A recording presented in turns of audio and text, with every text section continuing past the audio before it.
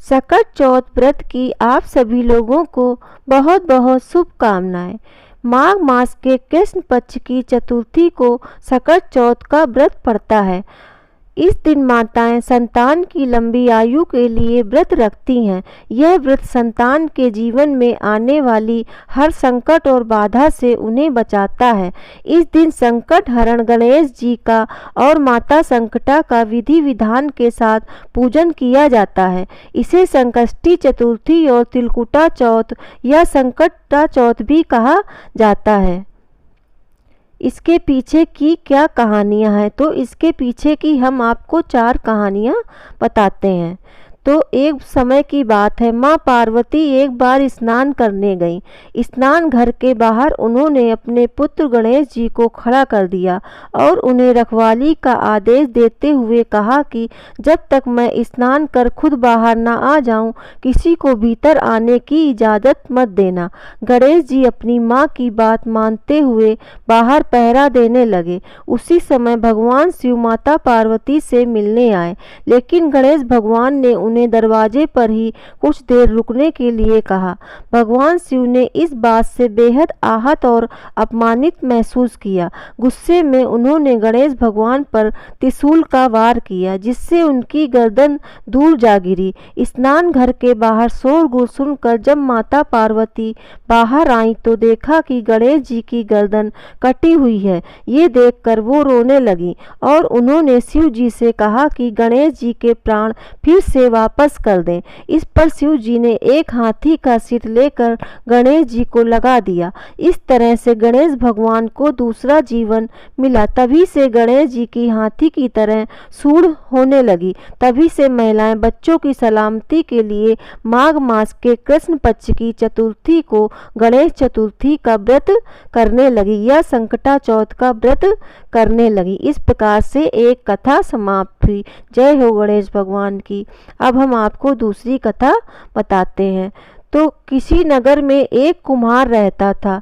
एक बार जब उसने बर्तन बनाकर आवा लगावा तो आवा नहीं पका। परेशान होकर वह राजा के पास गया और बोला कि महाराज, जाने क्या कारण है कि आवा पक ही नहीं रहा है। राजा ने राज पंडित को बुलाकर कारण पूछा। राज पंडित ने कहा, हर बार आवा लगाते समय एक बच्चे की बलि देने से आवा पक जाएगा।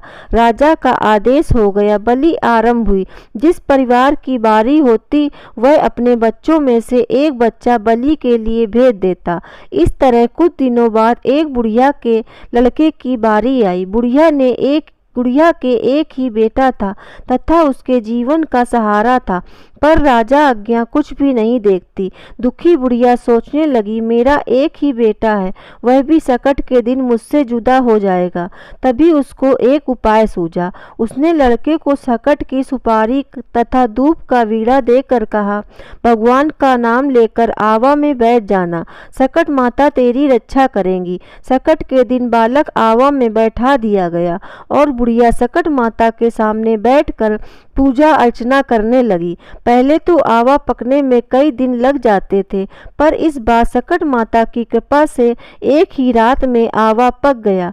सवेरे कुम्हार ने देखा तो हैरान रह गया। आवा पक गया था और बुढ़िया का बेटा जीवित व सुरक्षित था। सकट माता की कृपा से नगर के अन्य बालक भी जो खत्म हो गए थे वे भी जी उठे। यह देख नगरवासियों ने माता सकट की महिमा स्वीकार कर ली। तब से आज तक सकट माता की पूजा और व्रत का विधान चला आ रहा है। जय हो सकट माता की। इस प्रकार से दूसरी कथा भी समाप्त हुई। अब हम आपको तीसरी कथा बताते हैं। तो एक बुढ़िया थी, वह बहुत ही गरीब और दृष्टिहीन थी। उसके एक बेटा और बहू थे। वह बुढ़िया सदैव गणेश जी की पूजा किया करती थी। एक दिन गणेश जी प्रकट होकर उस बुढ़िया से बोले, बुढ़िया माँ, तू जो चाहे सो मांग ले। बुढ़िया बोली, मुझसे तो मांगना नहीं आता, कैसे और क्या मांगूं। तब गणेश जी बोले, अपने बहू बेटे से पूछ कर मांग ले, तब बुढ़िया ने अपने बेटे से कहा, गणेश जी कहते हैं तू कुछ मांग ले, बता मैं क्या मांगूं। पुत्र ने कहा, माँ तू धन मांग ले। बहू से पूछा तो बहू ने कहा, नाती मांग ले। तब बुढ़िया ने सोचा कि ये तो अपने अपने मतलब की बात कह रहे हैं। अतः बुढ़िया ने पड़ोसियों से पूछा तो उन्होंने कहा, बुढ़िया तू तो थोड़े दिन जिएगी, क्यों तू धन मांगे और क्यों तू नाती। तू तो अपनी आंखों की रोशनी मांग ले, जिससे तेरी जिंदगी आराम से कट जाएगी। इस पर बुढ़िया बोली, यदि आप प्रसन्न हैं तो मुझे 9 करोड़ की माया दें, निरोगी काया दें, अमर सुहाग दें, आंखों की रोशनी दें, नाती दें, पोता दें और सब परिवार को सुख दें और अंत में मोक्ष दें। यह सुनकर तब गणेश जी बोले, बुढ़िया माँ तुमने तो हमें ठग लिया, फिर भी तू ने जो मांगा है वचन के अनुसार सब तुझे मिलेगा। और यह कहकर गणेश जी अंतर ध्यान हो गए। उधर बुढ़िया माँ ने जो कुछ मांगा सब कुछ मिल गया है। गणेश जी महाराज, जैसे तुमने उस बुढ़िया को सब कुछ दिया वैसे ही सबको देना। जय हो गजानन गणेश महाराज की जय हो। अब हम आपको चौथी कथा बताते हैं। तो चौथी कथा इस प्रकार से है। एक समय की बात है, एक शहर में देवरानी जेठानी रहती थी। देवरानी गरीब थी और जेठानी अमीर थी। देवरानी गणेश जी की बड़ी भक्त थी और माता संकटा की भी बहुत बड़ी भक्त थी। देवरानी का पति जंगल से लकड़ी काट कर उसे बेचता था और अक्सर बीमार रहता था। देवरानी अपनी जेठानी के घर का सारा काम करती और बदले में जेठानी उसे बचा हुआ खाना, पुराने कपड़े आदि दे देती थी। इसी से देवरानी का परिवार चल रहा था। माघ महीने में देवरानी ने तिल चौथ का व्रत किया। तिल व गुड़ लाकर तिलकुटा बनाया, पूजा करके तिल चौथ की कथा सुनी और तिलकुटा छीके में रख दिया और सोचा कि चांद निकलने के बाद ही कुछ खाएगी। इस तरह से कथा सुनकर वह जेठानी के यहाँ काम करने चली गई। खाना बनाकर जेठानी के बच्चों को खाना खाने को कहा तो बच्चे बोले, माँ ने व्रत किया है और माँ भूखी है, जब माँ खाना खाएगी तभी हम भी खाएंगे। जेठ जी को खाना खाने को कहा तो जेठ जी बोले, मैं अकेला नहीं खाऊंगा, जब चांद निकलेगा तभी मैं भी खाना खाऊंगा। देवरानी ने कहा, मुझे घर जाना, इसलिए मुझे खाना दे दो। जेठानी ने उससे कहा, आज तो किसी ने भी अभी तक खाना नहीं खाया, तुम्हें कैसे दे दूं? सवेरे तुम बचा हुआ खाना आकर ले जाना। देवरानी उदास होकर घर चली आई। देवरानी के घर पर पति बच्चे सब आस लगाए बैठे थे कि आज तो त्योहार है, इसलिए कुछ अच्छा खाना खाने को मिलेगा।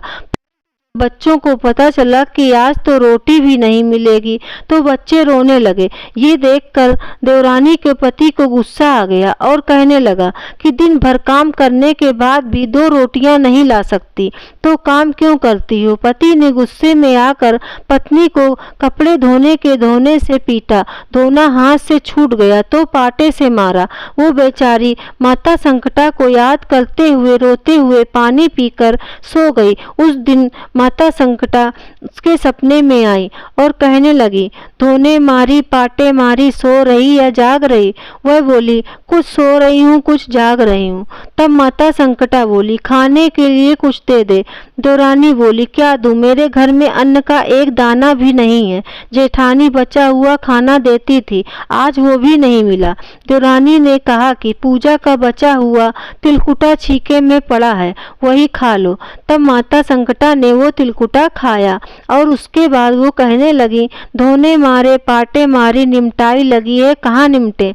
तब उसने कहा, यह खाली झोपड़ी है, आप कहीं भी जा सकती हैं, जहाँ इच्छा हो वहाँ निमट लो। तब माता संकटा बोली, अब कहाँ पहुँचूं?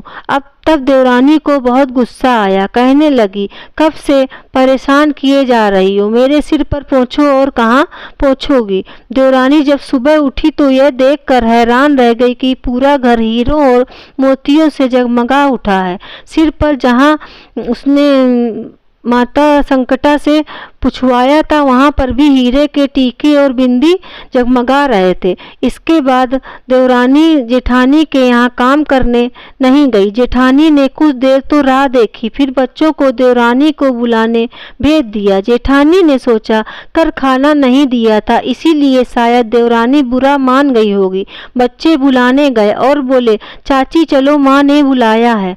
दुनिया में चाहे कोई भी मौका हो चूक जाए, पर देवरानी जेठानी आपस में एक दूसरे को कहने का मौका कभी नहीं छोड़ती। तो देवरानी ने कहा, बेटा बहुत दिन तेरी माँ के यहाँ काम कर लिया, अब तू अपनी माँ से जाकर कह दे कि वो मेरे यहाँ काम करने आ जाए। बच्चों ने घर जाकर माँ से कहा कि चाची का पूरा घर हीरो और मोतियों से जगमगा उठा है। जेठानी दौड़कर देवरानी के घर गई और पूछा कि यह सब कैसे हो गया, तुमने क्या किया। देवरानी ने जेठानी को सब बता दिया जो भी उसके साथ हुआ था। घर लौटकर जेठानी ने कुछ सोचा और अपने पति से कहने लगी, आप मुझे धोने से मारो और पाटे से मारो। उसका पति बोला कि भली मानस, मैंने तो कभी तुम पर हाथ नहीं उठाया, मैं तुम्हें धोने और पाटे से कैसे मार सकता हूँ। वो नहीं मानी और जिद करने लगी। मजबूरन पति को उसे मारना पड़ा। मार खाने के बाद उसने ढेर सारा घी डालकर चूरमा बनाया और छीके में रख रात को सो गई। रात को जब माता संकटा उसके सपने में आई और कहने लगी कि उन्हें भूख लगी है, मैं क्या खाऊं।